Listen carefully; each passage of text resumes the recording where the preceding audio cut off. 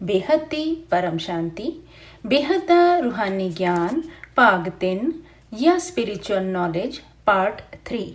ਤੇ ਬਾਪੂ ਜੀ ਬੇਹੱਦ ਦੇ ਰੂਹਾਨੀ ਗਿਆਨ ਦੀ ਚਰਚਾ ਨੂੰ ਅੱਗੇ ਜਾਰੀ ਰੱਖਦੇ ਹੋਏ ਦੱਸਦੇ ਹਨ ਕਿ ਧਰਤੀ ਤੇ 3 ਤੱਤਾਂ ਵਾਲੀਆਂ ਆਤਮਾਵਾਂ ਦਾ ਰਾਜ ਹੈ, ਪਰਮਾਤਮਾਵਾਂ ਦਾ ਤੇ ਰਾਜ ਨਹੀਂ ਹੈ। ਇਹ 3 ਤੱਤਾਂ ਵਾਲੀਆਂ ਆਤਮਾਵਾਂ ਨੂੰ ਅਸੀਂ ਭੂਤ ਕਵਾਂਗੇ। ਭੂਤਾਂ ਦਾ ਰਾਜ ਹੈ।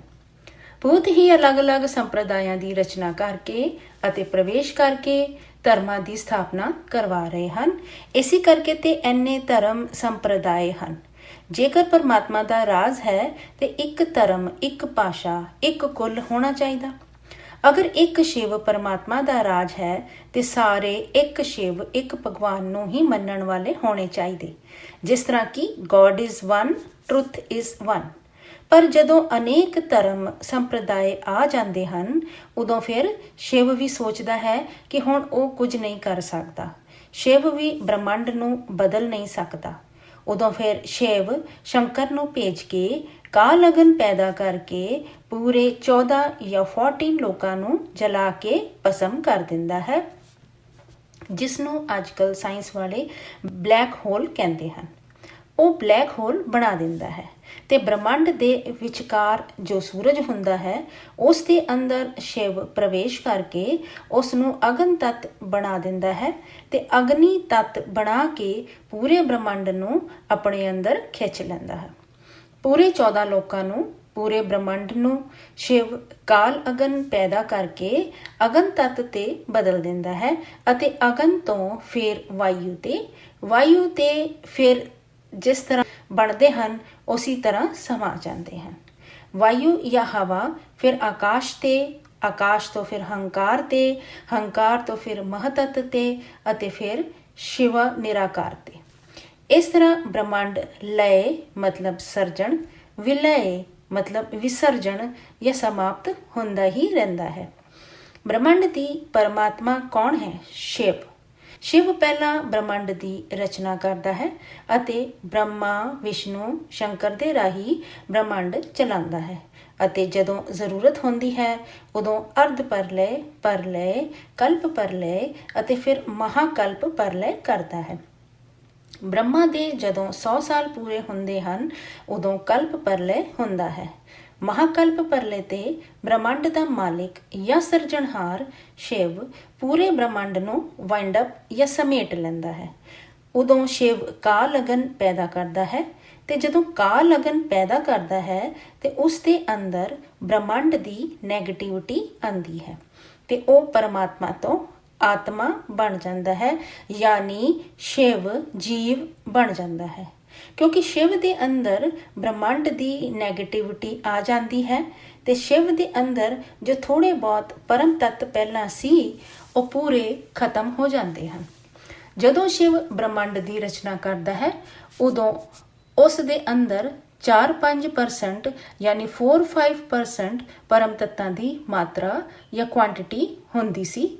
ਹੁਣ ਉਹ 4-5% ਪਰਮ ਤੱਤ ਵੀ ਖਤਮ ਹੋ ਜਾਂਦੇ ਹਨ ਤੇ ਉਹ ਪਰਮ ਤੱਤਾਂ ਤੋਂ ਤੱਤ ਬਣ ਜਾਂਦੇ ਹਨ।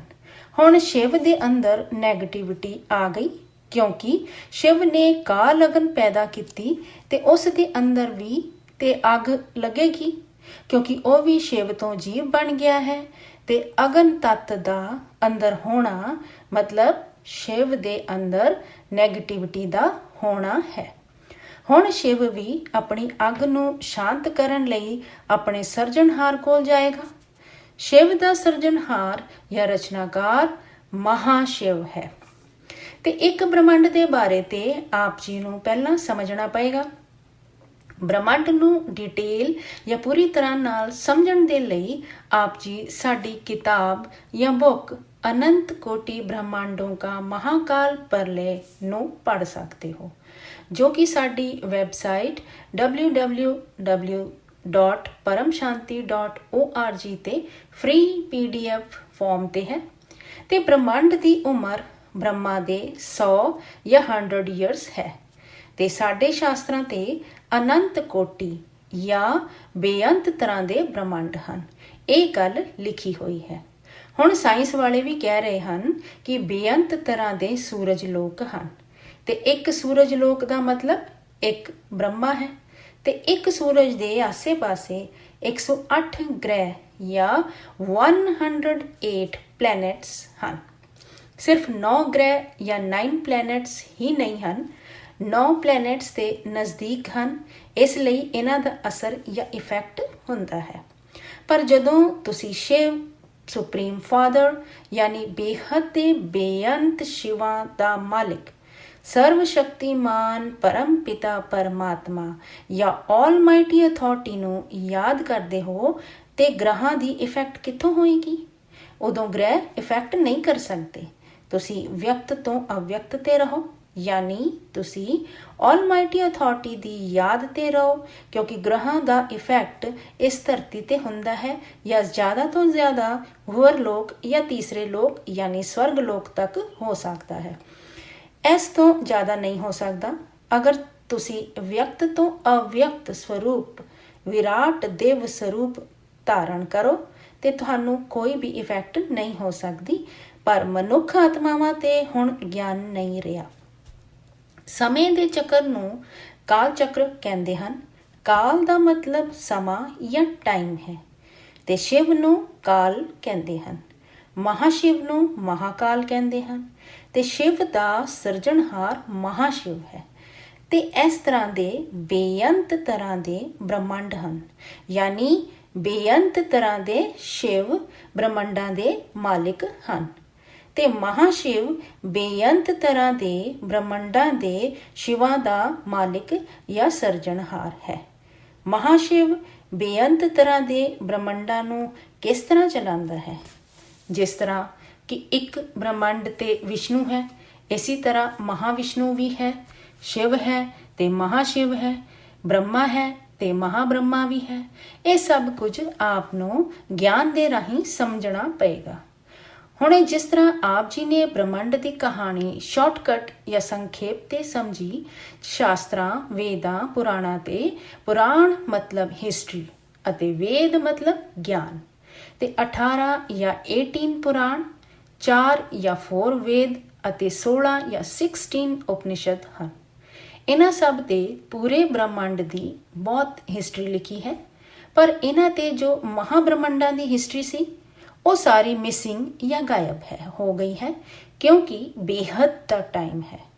ਜਿਸ ਤਰ੍ਹਾਂ ਬ੍ਰਹਮਾ ਦਾ ਇੱਕ ਦਿਨ ਧਰਤੀ ਤੇ 8 ਅਰਬ 64 ਕਰੋੜ ਸਾਲ ਯਾਨੀ 8 ਬਿਲੀਅਨ 64 ਕਰੋੜ ਈਅਰਸ ਦੇ ਬਰਾਬਰ ਹੁੰਦਾ ਹੈ।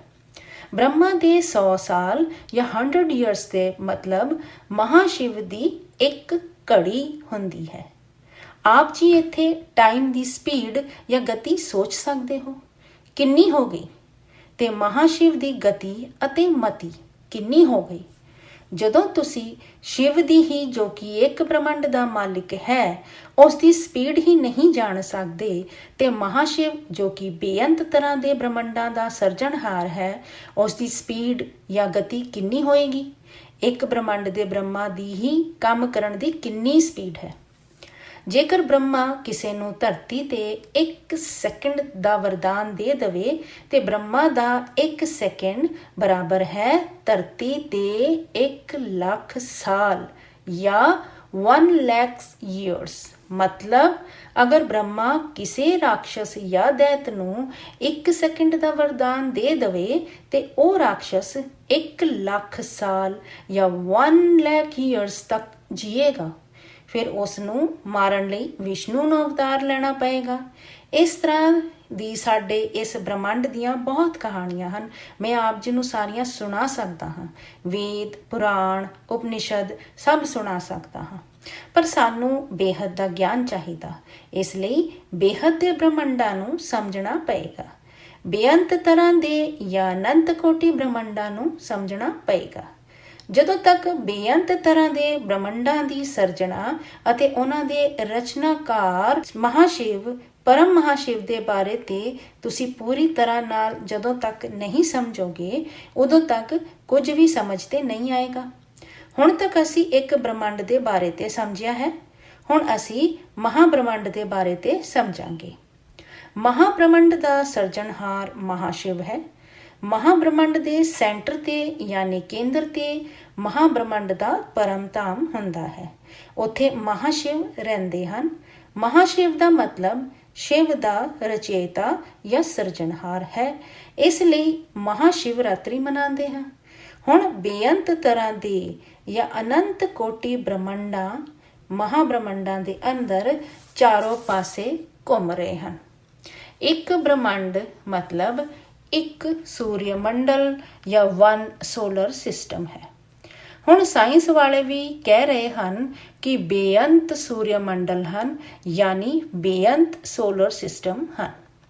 ਬੇਅੰਤ ਸੂਰਯ ਮੰਡਲ ਦਾ ਮਤਲਬ ਬੇਅੰਤ ਬ੍ਰਹਮੰਡ ਹਨ। ਮਤਲਬ ਇਹ ਬੇਅੰਤ ਬ੍ਰਹਮੰਡ ਸਭ ਮਹਾਬ੍ਰਹਮੰਡ ਤੇ ਘੁੰਮ ਰਹੇ ਹਨ। ਮਹਾਬ੍ਰਹਮੰਡ ਦੇ ਪਰਮ ਧਾਮ ਦਾ ਮਤਲਬ ਮਹਾਪਰਮ ਧਾਮ ਯਾਨੀ ਮਹਾ ਰੈਸਟ ਹਾਊਸ ਹੁੰਦਾ ਹੈ।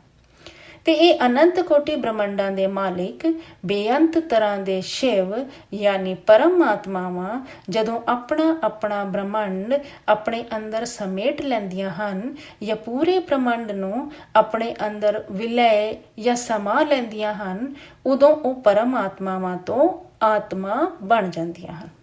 ਸ਼ਿਵ ਜੀਵ ਬਣ ਜਾਂਦਾ ਹੈ। ਉਸ ਦੇ ਅੰਦਰ ਹੁਣ ਅੱਗ ਲੱਗੀ ਹੈ, ਕਿਉਂਕਿ ਬ੍ਰਹਮੰਡ ਨੂੰ ਵਾਈਂਡ ਅਪ ਜਾਂ ਸਮੇਟਣ ਦੇ ਲਈ ਉਸਨੇ ਕਾਲ ਅਗਨ ਪੈਦਾ ਕੀਤੀ ਤੇ ਉਸ ਦੇ ਅੰਦਰ ਨੈਗੇਟਿਵਿਟੀ ਆਈ।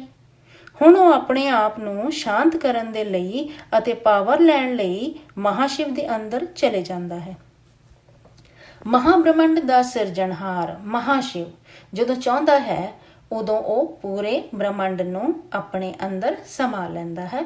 ਜਿਸ ਤਰ੍ਹਾਂ ਇਹ ਸਾਇੰਸ ਵਾਲੇ ਬਲੈਕ ਹੋਲ ਦੱਸਦੇ ਹਨ, ਉਹ ਬਲੈਕ ਹੋਲ ਸਭ ਆਪਣੇ ਅੰਦਰ ਸਮਾ ਲੈਂਦਾ ਹੈ। ਮਹਾਪਰਮ ਧਾਮ ਤੋਂ ਪਹਿਲਾਂ ਮਹਾਸ਼ਿਵ ਆਉਂਦਾ ਹੈ, ਪਰ ਜਦੋਂ ਮਹਾਸ਼ਿਵ ਮਹਾਬ੍ਰਹਮੰਡ ਨੂੰ ਸਮੇਟਣਾ ਚਾਹੁੰਦਾ ਹੈ, ਉਦੋਂ ਮਹਾਸ਼ਿਵ ਮਹਾਪਰਮ ਧਾਮ ਤੇ ਬੈਠ ਕੇ ਮਹਾਸ਼ਿਵ ਅਤੇ ਮਹਾਸ਼ਕਤੀ ਮਿਲ ਕੇ ਮਹਾਬ੍ਰਹਮੰਡ ਦੇ ਚਾਰੇ ਪਾਸਿਆਂ ਤੋਂ ਆਪਣੀ ਗ੍ਰੈਵਿਟੀ ਪਾਵਰ ਨਾਲ ਸਾਰੇ ਬ੍ਰਹਮੰਡ ਸਭ ਕੁਝ ਆਪਣੇ ਅੰਦਰ ਸਮਾ ਲੈਂਦਾ ਹੈ।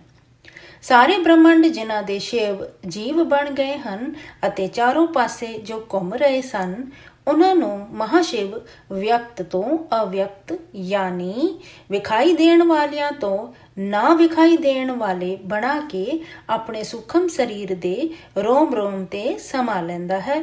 ਇੱਕ ਬ੍ਰਹਮੰਡ ਦੀ ਉਮਰ ਬ੍ਰਹਮਾ ਦੇ 100 ਸਾਲ ਜਾਂ 100 years ਹਨ।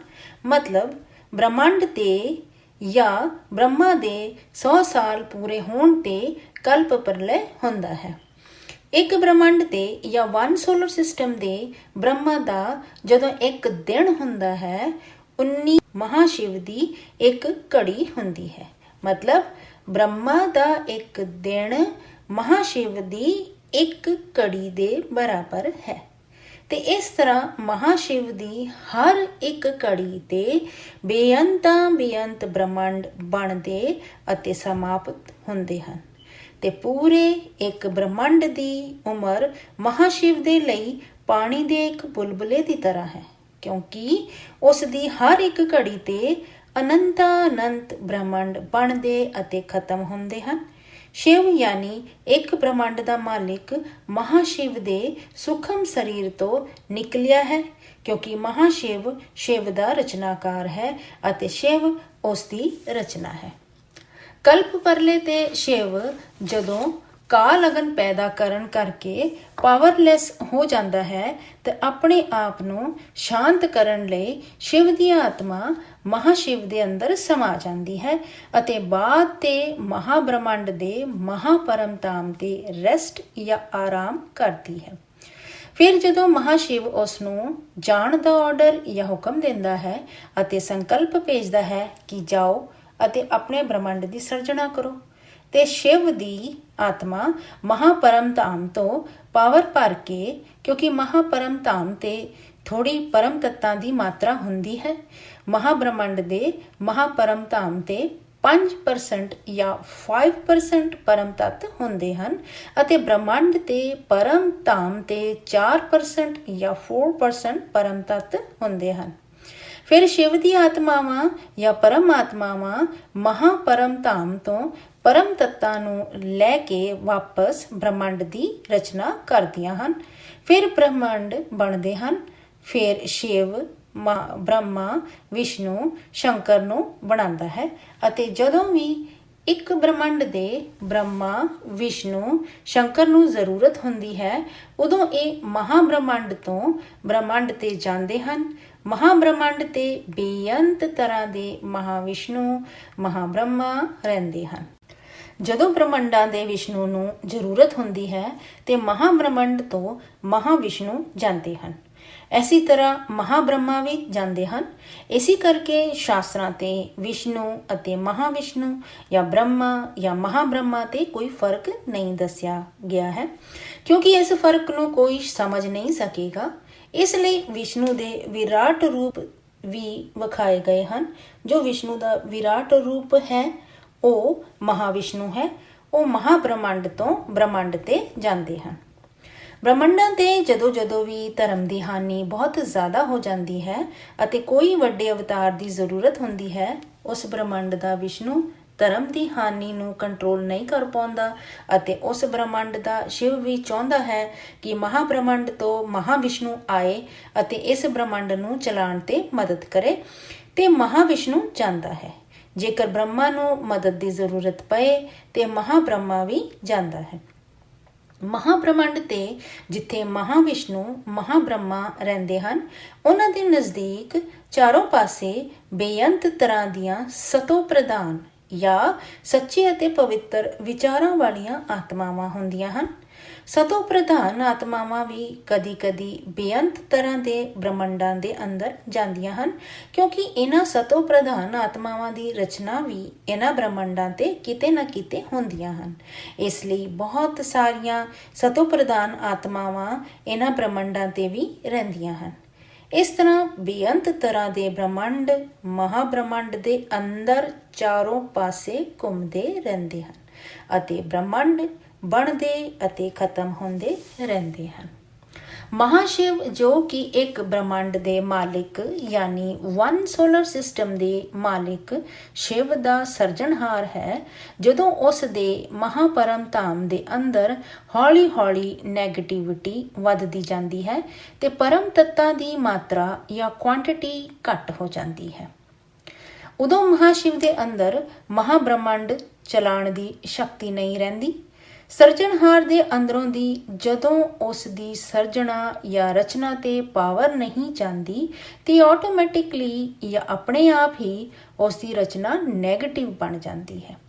ਕੋਈ ਵੀ ਰਚਨਾਕਾਰ ਜਾਂ ਸਿਰਜਣਹਾਰ ਦੀ ਪਾਵਰ ਜਾਂ ਸ਼ਕਤੀ ਦੀ ਇੱਕ ਲਿਮਿਟ ਜਾਂ ਸੀਮਾ ਹੁੰਦੀ ਹੈ ਤੇ ਜਦੋਂ ਮਹਾਸ਼ਿਵ ਦੇ ਮਹਾਪਰਮ ਧਾਮ ਤੇ ਪਰਮ ਤੱਤਾਂ ਦੀ ਮਾਤਰਾ ਖਤਮ ਹੋ ਜਾਂਦੀ ਹੈ ਅਤੇ ਪਰਮ ਤੱਤਾਂ ਤੋਂ ਪੂਰਾ ਪਰਮ ਧਾਮ ਤੱਤਾਂ ਤੇ ਬਦਲ ਜਾਂਦਾ ਹੈ, ਉਦੋਂ ਮਹਾਸ਼ਿਵ ਮਹਾਸ਼ਕਤੀ ਨੂੰ ਆਪਣੇ ਅੰਦਰ ਸਮਾ ਕੇ ਯਾਨੀ ਕੰਬਾਈਨਡ ਰੂਪ ਜਾਂ ਇੱਕ ਰੂਪ ਹੋ ਕੇ ਪੂਰੇ ਮਹਾਬ੍ਰਹਮੰਡ ਨੂੰ ਮਹਾ ਬਲੈਕ ਹੋਲ ਬਣਾ ਕੇ ਸਾਰੇ ਬੇਅੰਤ ਤਰ੍ਹਾਂ ਦੇ ਬ੍ਰਹਮੰਡਾਂ ਨੂੰ ਆਪਣੇ ਸੂਖਮ ਸਰੀਰ ਦੇ ਇੱਕ ਸੈੱਲ ਜਾਂ ਆਪਣੇ ਰੋਮ ਦੇ ਅੰਦਰ ਸਮਾ ਲੈਂਦੇ ਹਨ। ਇਸ ਤਰ੍ਹਾਂ ਮਹਾਸ਼ਿਵ ਦੇ ਰੋਮ ਦੇ ਅੰਦਰ ਅਨੰਤ ਕੋਟਿ ਬ੍ਰਹਮੰਡ ਜਾਂ ਬੇਅੰਤ ਤਰ੍ਹਾਂ ਦੇ ਬ੍ਰਹਮੰਡ ਸਮਾ ਜਾਂਦੇ ਹਨ ਅਤੇ ਫਿਰ ਮਹਾਸ਼ਿਵ ਮਹਾਕਾਲ ਬਣਦਾ ਹੈ। ਇੱਥੇ ਮਹਾਸ਼ਿਵ ਨੂੰ ਮਹਾਕਾਲ ਕਵਾਂਗੇ ਅਤੇ ਸ਼ਿਵ ਨੂੰ ਕਾਲ ਕਵਾਂਗੇ ਤੇ ਜਦੋਂ ਮਹਾਸ਼ਿਵ ਮਹਾਕਾਲ ਬਣਦਾ ਹੈ ਉਦੋਂ ਮਹਾਪਰਲੇ ਹੁੰਦਾ ਹੈ। ਜਿਸ ਤਰ੍ਹਾਂ ਕਿ ਪਹਿਲਾਂ ਵੀ ਆਪ ਨੂੰ ਦੱਸਿਆ ਹੈ ਕਿ ਕਲਪ ਪਰਲੇ ਅਤੇ ਮਹਾਕਲਪ ਪਰਲੇ ਹੁੰਦਾ ਹੈ ਤੇ ਮਹਾਕਾਲ ਪਰਲੇ ਉਸ ਨੂੰ ਕਵਾਂਗੇ ਜਦੋਂ ਮਹਾਸ਼ਿਵ ਬੇਅੰਤ ਤਰ੍ਹਾਂ ਦੇ ਬ੍ਰਹਮੰਡਾਂ ਨੂੰ ਸਮੇਟ ਕੇ ਆਪਣੇ ਅੰਦਰ ਸਮਾ ਲੈਂਦਾ ਹੈ ਅਤੇ ਮਹਾਸ਼ਿਵ ਦੇ ਅੰਦਰ ਵੀ ਜਦੋਂ ਪਰਮ ਤੱਤਾਂ ਦੀ ਮਾਤਰਾ ਖਤਮ ਹੋ ਜਾਂਦੀ ਹੈ, ਕੋਈ ਵੀ ਰਚਨਾਕਾਰ ਜਦੋਂ ਪਾਵਰਲੈਸ ਜਾਂ ਪਾਵਰ ਤੋਂ ਰਹਿਤ ਹੋ ਜਾਂਦਾ ਹੈ, ਮਹਾਸ਼ਿਵ ਜੋ ਕਿ ਪਰਮਾਤਮਾ ਹੈ ਪਰ ਇੱਕ ਤਰ੍ਹਾਂ ਨਾਲ ਆਤਮਾ ਹੀ ਹੈ, ਜਦੋਂ ਉਸ ਦੇ ਅੰਦਰ ਪਰਮ ਤੱਤ ਖਤਮ ਹੋ ਜਾਂਦੇ ਹਨ ਤੇ ਤੱਤਾਂ ਤੇ ਬਦਲਾਵ ਹੋ ਜਾਂਦਾ ਹੈ। ਹੁਣ ਮਹਾਸ਼ਿਵ ਵੀ ਅਵਿਅਕਤ ਤੋਂ ਵਿਅਕਤ ਹੋ ਜਾਂਦਾ ਹੈ, ਯਾਨੀ ਨਾ ਵਿਖਾਈ ਦੇਣ ਵਾਲੇ ਤੋਂ ਵਿਖਾਈ ਦੇਣ ਵਾਲਾ ਜਾਂ ਪਰਮਾਤਮਾ ਤੋਂ ਸਿਰਫ ਆਤਮਾ ਬਣ ਜਾਂਦਾ ਹੈ। ਉਦੋਂ ਉਹ ਵਿਅਕਤ ਮਤਲਬ ਤੱਤ ਯਾਨੀ ਨੈਗੇਟਿਵਿਟੀ ਸਹਿਨ ਨਹੀਂ ਕਰ ਪਾਉਂਦਾ। ਉਦੋਂ ਉਹ ਮਹਾਕਾਲ ਬਣ ਕੇ ਪੂਰੇ ਮਹਾਬ੍ਰਹਮੰਡ ਦੇ ਪਰਮ ਧਾਮ ਨੂੰ ਬਲੈਕ ਹੋਲ ਬਣਾ ਕੇ ਆਪਣੇ ਅੰਦਰ ਸਮਾ ਲੈਂਦਾ ਹੈ। ਤੇ ਮਹਾਸ਼ਿਵ ਵੀ ਹੁਣ ਆਤਮਾ ਬਣ ਗਿਆ, ਜਿਸ ਤਰ੍ਹਾਂ ਸ਼ਿਵ ਵੀ ਆਤਮਾ ਬਣ ਜਾਂਦਾ ਹੈ। ਆਤਮਾ ਮਤਲਬ ਤੱਤ ਜਾਂ ਵਿਅਕਤ। ਹੁਣ ਮਹਾਸ਼ਿਵ ਦੇ ਅੰਦਰ ਵੀ ਬਹੁਤ ਨੈਗੇਟਿਵਿਟੀ ਆਈ ਹੈ ਤੇ ਉਸ ਨੂੰ ਵੀ ਪਾਵਰ ਜਾਂ ਸ਼ਕਤੀਆਂ ਚਾਹੀਦੀਆਂ ਹਨ। ਜੇਕਰ ਕਿਸੇ ਵੀ ਆਤਮਾ ਦੇ ਅੰਦਰ ਨੈਗੇਟਿਵਿਟੀ ਆਂਦੀ ਹੈ ਤੇ ਉਹ ਆਪਣੇ ਆਪ ਨੂੰ ਚਾਰਜ ਕਿੱਥੋਂ ਕਰੇਗੀ ਜਾਂ ਪਾਵਰ ਕਿੱਥੋਂ ਲਏਗੀ? ਪਾਵਰ ਜਾਂ ਸ਼ਕਤੀ ਮਤਲਬ ਪਰਮ ਤੱਤਾਂ ਤੇ ਹੁਣ ਉਹ ਪਰਮ ਤੱਤ ਮਹਾਸ਼ਿਵ ਨੂੰ ਕਿੱਥੋਂ ਮਿਲਣਗੇ? ਹੁਣ ਮਹਾਸ਼ਿਵ ਵੀ ਆਪਣੇ ਰਚੇਤਾ ਜਾਂ ਸਿਰਜਣਹਾਰ ਕੋਲ ਜਾਏਗਾ। ਜਿਸ ਤਰ੍ਹਾਂ ਸ਼ਿਵ ਦਾ ਰਚੇਤਾ ਮਹਾਸ਼ਿਵ ਹੈ ਅਤੇ ਜਦੋਂ ਸ਼ਿਵ ਨੂੰ ਪਾਵਰ ਚਾਹੀਦੀ ਹੁੰਦੀ ਹੈ ਉਦੋਂ ਉਹ ਆਪਣਾ ਪੂਰਾ ਬ੍ਰਹਮੰਡ ਸਭ ਕੁਝ ਵਾਈਂਡ ਅਪ ਕਰਕੇ ਜਾਂ ਸਮੇਟ ਕੇ ਮਹਾਬ੍ਰਹਮੰਡ ਦੇ ਮਹਾਪਰਮ ਧਾਮ ਤੇ ਆ ਜਾਂਦੇ ਹਨ ਅਤੇ ਮਹਾਪਰਮ ਧਾਮ ਤੇ ਰਹਿੰਦੇ ਹਨ। ਫਿਰ ਜਦੋਂ ਚਾਹੁੰਦੇ ਹਨ ਉਦੋਂ ਆਪਣੇ ਬ੍ਰਹਮੰਡ ਦੀ ਰਚਨਾ ਕਰਦੇ ਹਨ ਅਤੇ ਜਦੋਂ ਵੀ ਇਹਨਾਂ ਬ੍ਰਹਮੰਡਾਂ ਨੂੰ ਮਦਦ ਦੀ ਜ਼ਰੂਰਤ ਹੁੰਦੀ ਹੈ ਉਦੋਂ ਮਹਾਬ੍ਰਹਮੰਡ ਤੋਂ ਮਹਾਬ੍ਰਹਮਾ ਮਹਾਵਿਸ਼ਨੂੰ ਇਹਨਾਂ ਬ੍ਰਹਮੰਡਾਂ ਤੇ ਜਾ ਕੇ ਮਦਦ ਕਰਦੇ ਹਨ ਅਤੇ ਸਤੋ ਪ੍ਰਧਾਨ ਆਤਮਾਵਾਂ ਵੀ ਇਹਨਾਂ ਬ੍ਰਹਮੰਡਾਂ ਤੇ ਮਦਦ ਕਰਨ ਲਈ ਜਾਂਦੀਆਂ ਹਨ। ਤੇ ਇੱਕ ਬ੍ਰਹਮੰਡ ਨੂੰ ਅਸੀਂ ਇੱਕ ਸੂਰਯ ਮੰਡਲ ਜਾਂ ਇੱਕ ਸੂਰਜ ਦਾ ਲੋਕ ਵੀ ਕਹਿੰਦੇ ਹਾਂ। ਇੱਕ ਸੂਰਜ ਦੇ ਆਸੇ-ਪਾਸੇ 108 ਗ੍ਰਹਿ ਜਾਂ 108 ਪਲੈਨਟਸ ਹਨ ਅਤੇ ਸਿਤਾਰੇ ਵੀ ਹਨ। ਸਿਤਾਰੇ ਤੇ ਜਿਸ ਤਰ੍ਹਾਂ 33 ਕੋਟੀ ਦੇਵੀ ਦੇਵਤਾ ਯਾਨੀ 33 ਕਰੋੜ ਗੋਡਿਸ ਹਨ ਤੇ ਹਰ ਦੇਵਤਾ ਦਾ ਅਲੱਗ-ਅਲੱਗ ਆਪਣਾ ਸਿਤਾਰਾ ਹੈ। ਜਿਸ ਤਰ੍ਹਾਂ ਸ਼ੁਕਰਾਚਾਰਿਆ ਸ਼ੁਕਰ ਗ੍ਰਹਿ ਤੇ ਰਹਿੰਦੇ ਹਨ, ਧਰੁਵ ਤਾਰੇ ਤੇ ਰਹਿੰਦਾ ਹੈ ਤੇ ਹਰ ਆਤਮਾ ਦਾ ਇੱਕ ਆਪਣਾ ਸਿਤਾਰਾ ਇਸ ਬ੍ਰਹਮੰਡ ਦੇ ਅੰਦਰ ਹੈ। ਆਪ ਨੂੰ ਜੋ ਸਿਤਾਰੇ ਇਸ ਬ੍ਰਹਮੰਡ ਤੇ ਵਿਖਦੇ ਹਨ ਉਹ ਸਾਰੇ ਸੂਰਜ ਹੀ ਲਾਈਟ ਕਰਕੇ ਸਿਤਾਰੇ ਵਿਖਦੇ ਹਨ। ਉਹ ਤੇ ਇਸ ਬ੍ਰਹਮੰਡ ਦੀ ਆਤਮਾਵਾਂ ਦੇ ਸਿਤਾਰੇ ਹਨ। ਜਿੰਨੇ ਵੀ ਦੇਵਤਾ ਸਨ ਸਭ ਦੇ ਆਪਣੇ ਸਿਤਾਰੇ ਸਨ। ਇਹ ਸਾਰੇ ਦੇਵਤਾ ਜਿਨ੍ਹਾਂ ਦੇ ਸਿਤਾਰੇ ਸਨ ਇਹ ਸਭ ਇੰਦਰ ਲੋਕ ਤੇ ਜਾਂਦੇ ਸਨ। ਇੰਦਰ ਲੋਕ ਅਲੱਗ ਗ੍ਰਹਿ ਸੀ, ਮਤਲਬ ਉਸ ਨੂੰ ਸਿਤਾਰਾ ਕਵਾਂਗੇ, ਗ੍ਰਹਿ ਵੀ ਨਹੀਂ ਕਵਾਂਗੇ।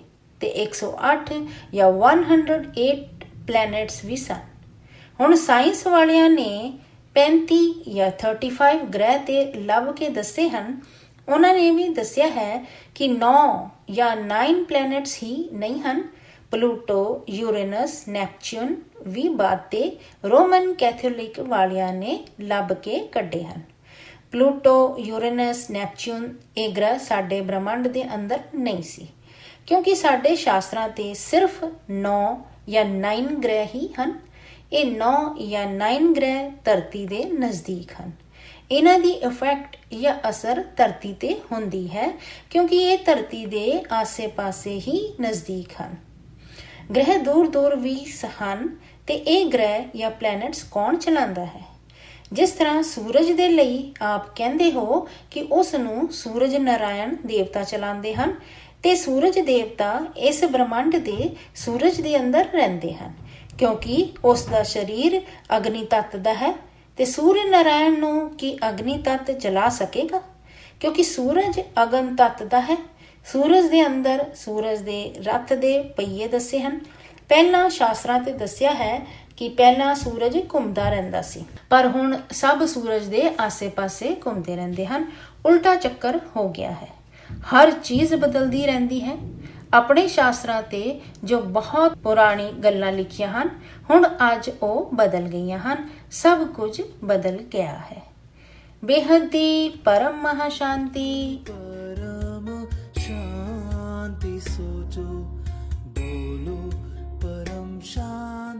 Join us daily for live meditation. 10 p.m. to 11 p.m. on YouTube Live. Subscribe now. Website www.paramshanti.org. Email us anand@paramshanti.org. Like, share, subscribe. Join today.